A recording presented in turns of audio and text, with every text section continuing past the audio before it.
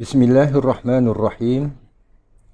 Muslimin dan muslimat yang dirahmati Allah, Assalamualaikum warahmatullahi wabarakatuh.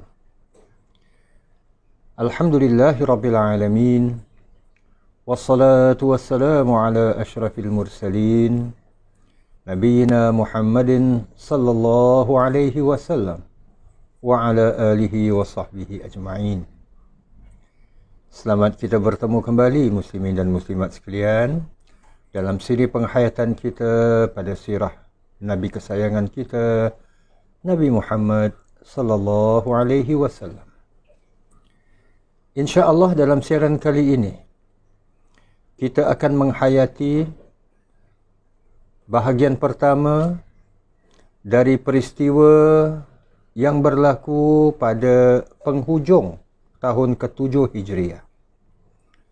Satu peperangan besar, peperangan di mana pada kali ini Rasulullah sallallahu alaihi wasallam tidak memimpin pasukan tentera.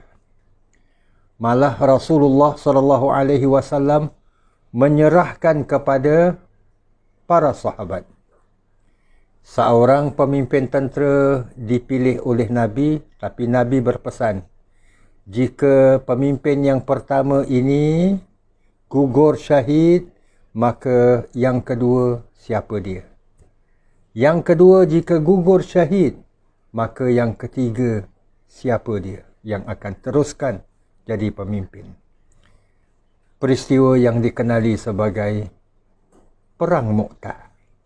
Dan 3 pemimpin tentera yang dimaksudkan itu tadi adalah pertamanya Zaid bin Al-Harithah radhiyallahu an. Dan Perang Mu'tah ini menyaksikan Zaid gugur syahid di jalan Allah. Kemudian yang keduanya adalah Ja'far bin Abi Talib.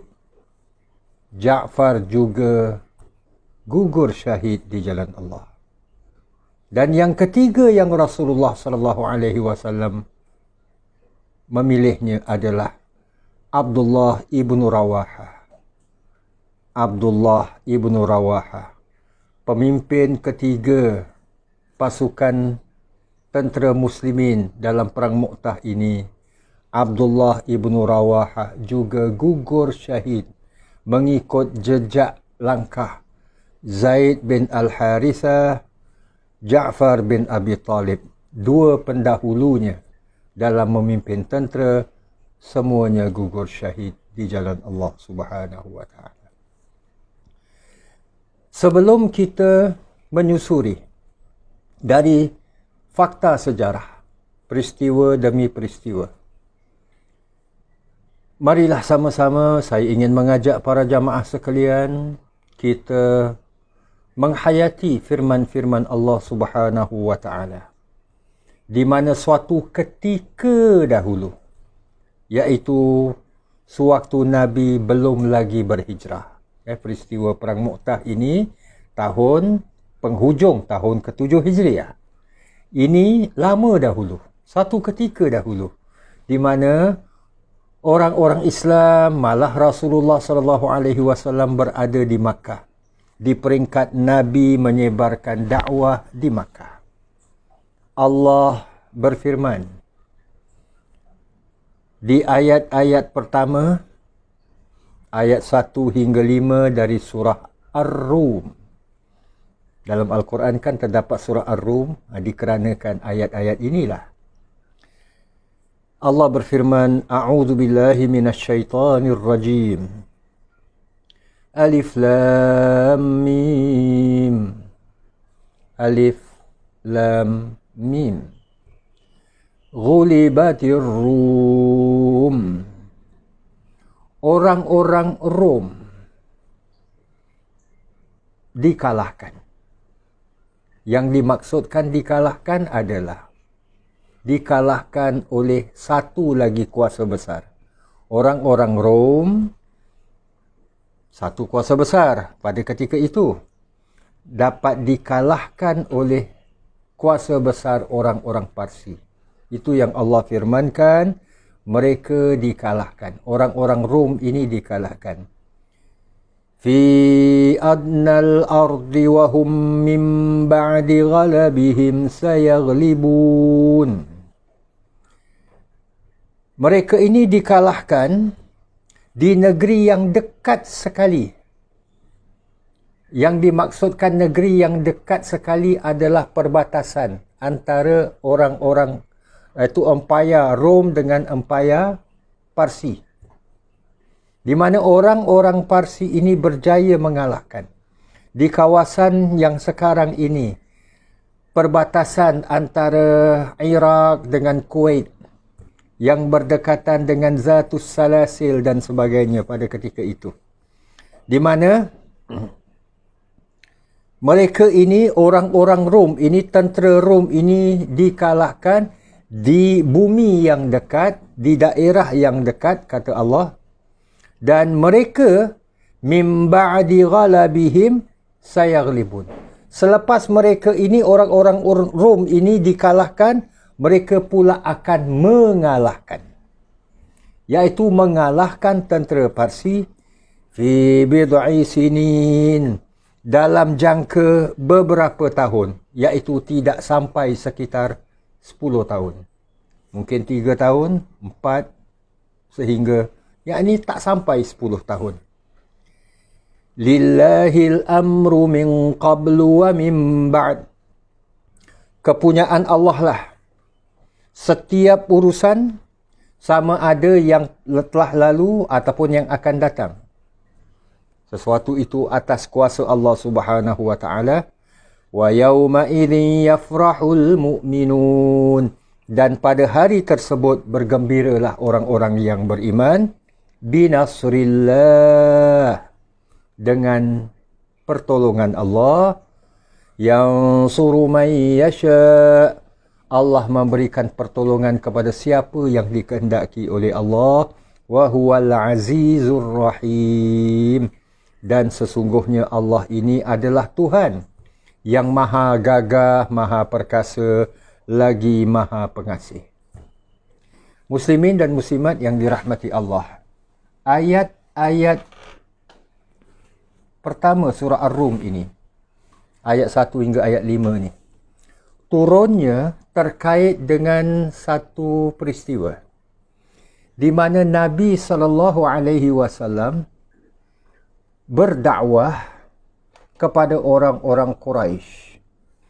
Kita sedia maklum, dakwah yang dibawa dan disebarkan, disampaikan oleh Nabi SAW adalah dakwah Islam, agama samawi, agama yang ada Nabi, yang ada kitab dan sebagainya. Yang mana orang-orang Rom, agama mereka ini adalah agama Nasrani. Juga agama Nasrani ini ada kitab, iaitu Injil. Ada Nabi, iaitu Nabi Allah Isa alaihi salam dan sebagainya. Dan orang-orang Rom ini satu kuasa besar pada ketika itu yang menguasai bahagian Syam, Jordan, Syria, Palestin dan sebagainya, yang membawa kepada sampai mereka ini berpusat di Constantinople ataupun Istanbul sekarang ini di Turki. Ini bahagian yang disebut Rom Timur, besar sungguh. Sedangkan satu lagi kuasa besar adalah orang-orang Parsi yang menguasai bahagian Iraq, yang menguasai bahagian Iran dan sebagainya. Jadi, bila Nabi SAW menyampaikan dakwah Islam, terdapat penentangan-penentangan daripada orang-orang musyrikin Quraisy. Orang-orang Parsi, agama mereka adalah agama menyembah api, Majusi. Yang agak similar, yang agak hampir sama dengan agama dan kefahaman orang-orang yang menyembah patung-patung berhala. Sebab patung-patung berhala ni mereka sembah biasanya, mereka sembah kalaulah sebelah, ialah ada di antara patung-patung berhala ni mereka bila nak menyembah mereka akan hidupkan api. So bahkan ada di antara penganut yang menyembah patung berhala ni boleh menganut ataupun boleh menyembah api. Jadi agak ada persamaan antara agama Islam yang diserukan oleh Nabi dengan orang-orang Nasrani, agama yang dianuti oleh orang-orang Rom.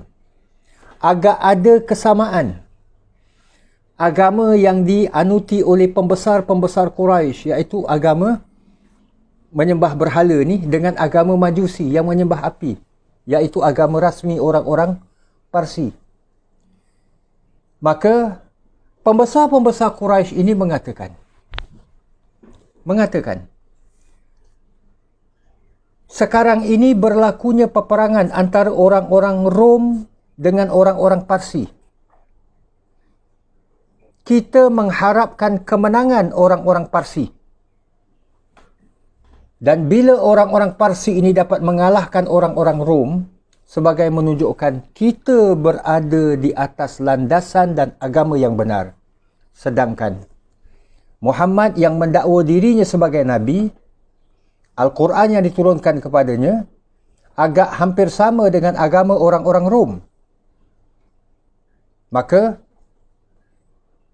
apabila kalau orang-orang Rom ini berjaya mengalahkan orang-orang Parsi, mungkin ada kebenaran agama Muhammad. Tapi kalau dikalahkan, bermakna agama Muhammad ini adalah agama palsu. Sebab kalau agama yang benar, sudah setentunya Tuhan akan membantu, memberi pertolongan kepadanya dan juga kepada orang-orang Rom. Maka disitulah muslimin dan muslimat yang dirahmati Allah. Sebagaimana orang-orang pembesar-pembesar musyrikin Quraisy menginginkan, mengharapkan kemenangan dicapai oleh orang-orang Parsi, hati kecil Nabi kita SAW pun berdetik untuk mengharapkan kemenangan bagi pihak orang-orang Rom. Bukannya apa? Supaya terbukalah minda dan fikiran orang-orang Parsi bahawa agama Islam ini adalah agama yang benar, yang diajak dan diserukan oleh Nabi kita sallallahu alaihi wasallam. Maka itulah kalau kita perhatikan balik kepada ayat 1 hingga ayat 5 surah Ar-Rum ini, Allah memberikan gambaran. Rom pada peperangan tersebut berjaya dikalahkan. Tapi selepas beberapa tahun, mereka pula akan mengalahkan tentera Parsi. Sudah barang tentu, ketika orang-orang Parsi mengalahkan orang-orang Rom, orang-orang pembesar-pembesar musyrikin Quraisy bersorak gembira. Kerana apa? Bagi mereka, agama Muhammad adalah agama yang terpesong.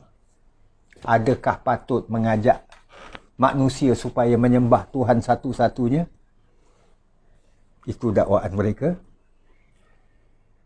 Maka mereka merasakan mereka berada di atas landasan dan jalan yang benar, agama yang benar.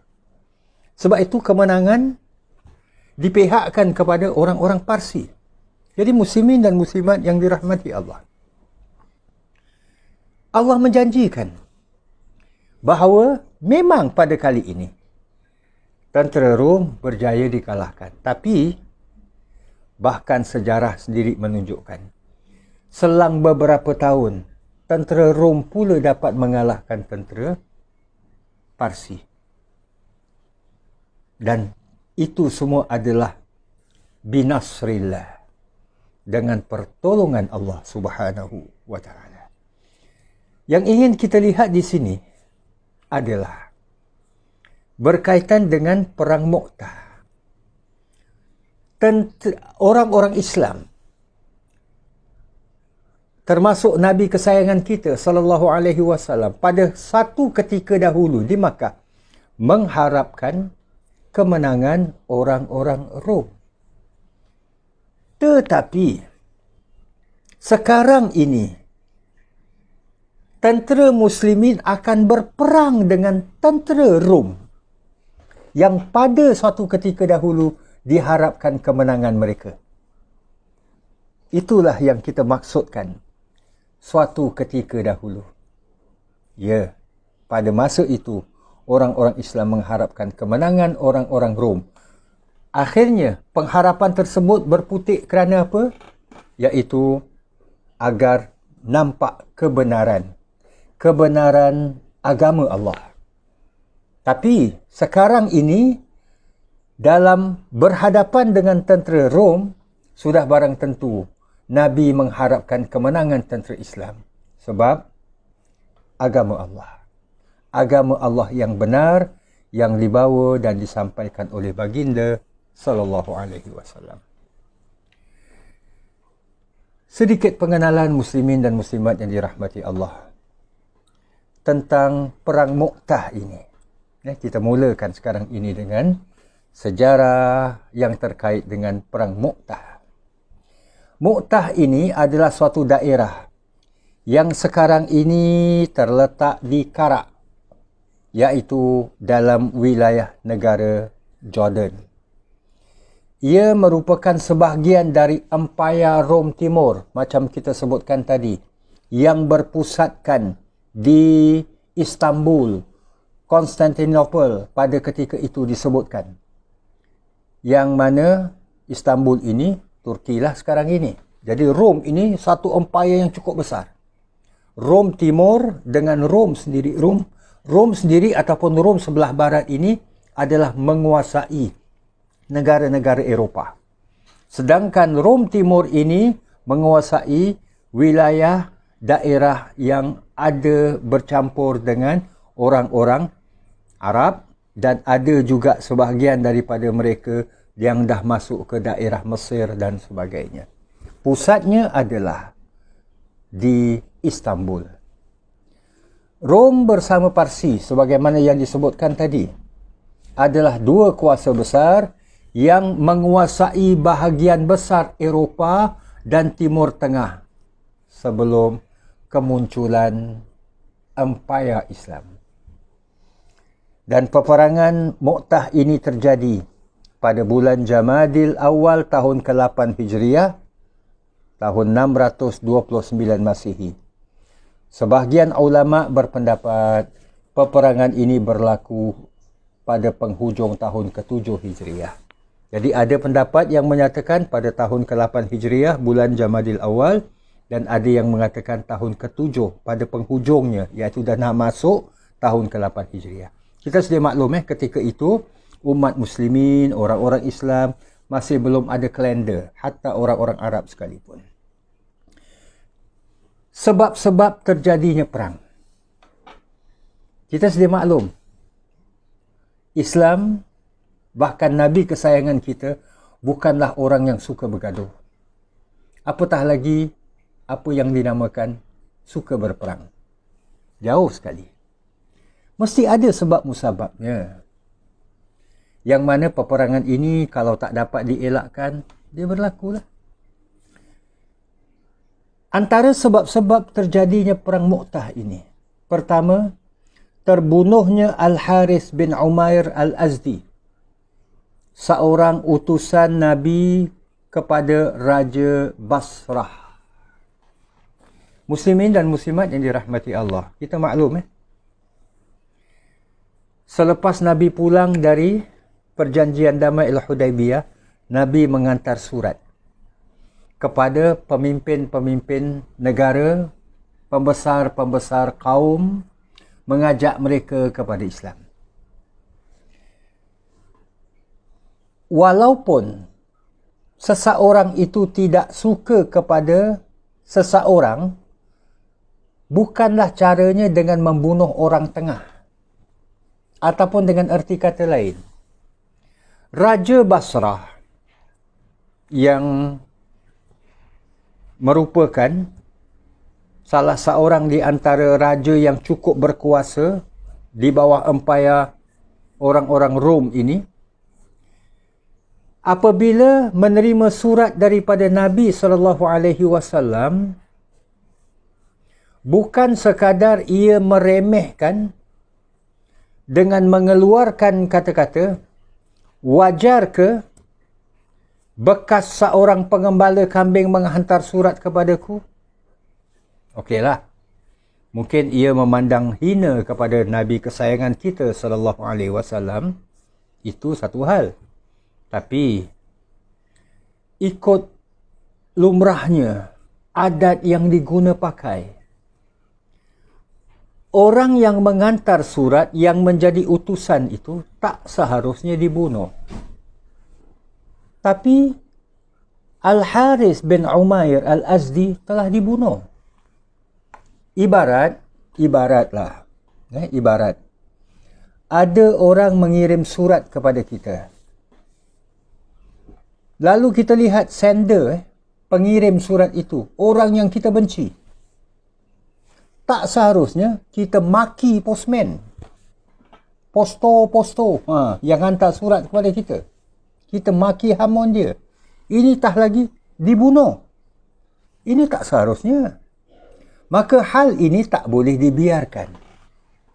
Memanglah satu nyawa patut balasnya satu nyawa. Bukan satu nyawa diadakan pasukan tentera untuk berperang. Tidak, bukan itu.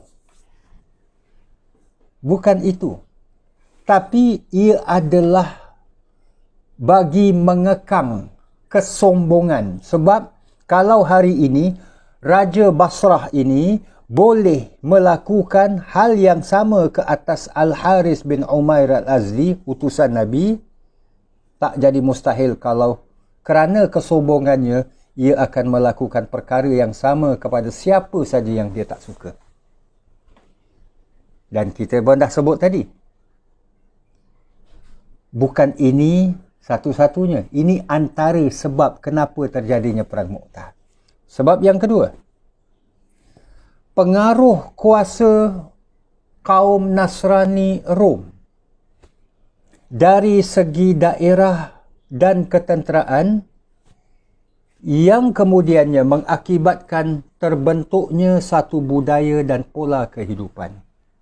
Muslimin dan muslimat yang dirahmati Allah, orang-orang Rom, bahkan banyaklah kuasa-kuasa besar pada ketika itu, hatta orang-orang Parsi sekalipun. Kalau kita balik kepada kisah awal sebelum zaman Nabi, kisah Ashabul Kahfi. Kenapa Ashabul Kahfi ini melarikan diri? Sehingga mereka bersembunyi dalam gua, kemudian mereka ditidurkan oleh Allah Subhanahu wa taala. Sebab mereka ini dipaksakan untuk menganut agama yang dianuti oleh raja. Jauh sebelumnya, kisah Ashabul Ukhdud, seperti mana yang Allah ceritakan sedikit dalam surah Al-Buruj, pun begitu. Di mana raja dan penguasa yang zalim ini memaksa menganut agama yang dia anuti. Dia tak beri kebebasan beragama kepada penduduk negerinya, rakyatnya. Ada yang lebih dahsyat lagi. Macam Fir'aun. Suruh menyembah dia. Dia naik pangkat jadi Tuhan. Jadi muslimin dan muslimat dirahmati Allah, itu satu hal. Mereka memaksakan anak negeri yang mereka kuasai. Umpamanya orang-orang Rom ini daripada barat, mereka ini masuk ke kawasan Syria, ke kawasan Syam. Mereka memaksakan orang-orang Syam ini menganut agama Nasrani mereka.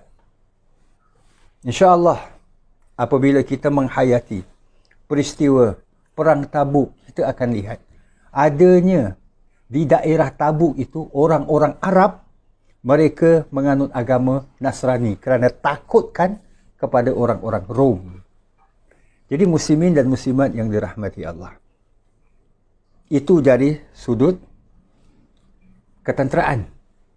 Kedua, budaya dan pola kehidupan.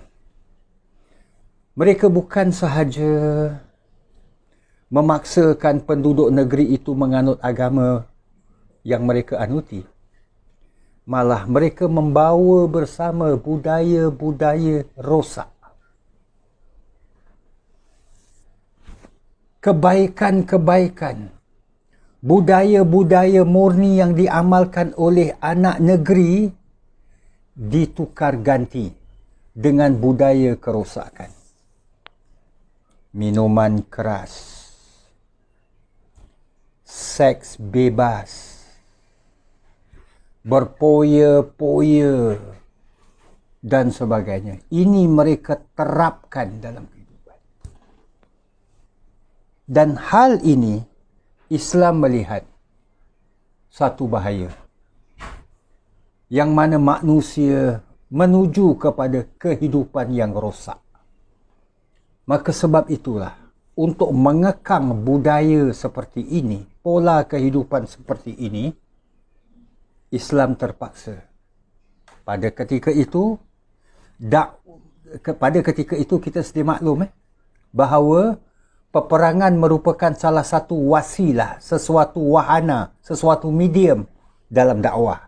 Jadi nak hentikan hal seperti ini, budaya seperti ini, pola kehidupan seperti ini, mesti dengan kuasa tentera. Maka itulah Nabi mengutuskan pasukan tentera muslimin dalam perang Mu'tah ini. Jadi muslimin dan muslimat yang dirahmati Allah, kita lihat inilah antara dua sebab utama berlakunya perang Mu'tah. Sesuatu peperangan yang menyaksikan 3 pemimpin tentera ini gugur syahid di jalan Allah Subhanahu wa taala. Ini bahagian pertama muslimin dan muslimat yang dirahmati Allah. Insya-Allah kita akan sambung bahagian yang kedua untuk kita menghayati urutan peristiwa.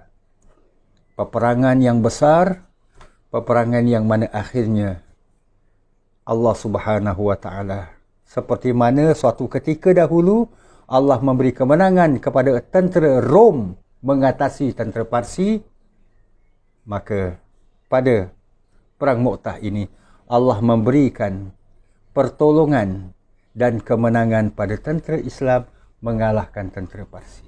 Ini insya-Allah akan kita hayatinya dalam urutan peristiwa dalam siaran yang akan datang dengan izin Allah Subhanahu wa taala. Terima kasih muslimin dan muslimat yang dirahmati Allah atas kesudian bersama. Kita berhenti di sini dulu. Aqulu qawli hadza wa astaghfirullahal azim li wa lakum wa lisairil muslimin.